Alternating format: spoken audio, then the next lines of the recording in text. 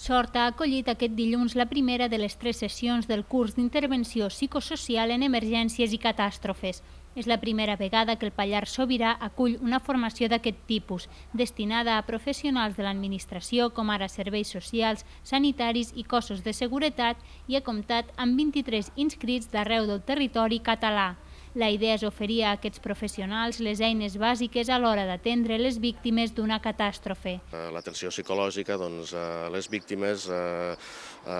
desenvolupar les habilitats per tractar, fins i tot per l'acompanyament, fins i tot en situacions de dol, i un punt també molt important, el tractament informatiu que s'hagi de fer d'aquestes situacions, tant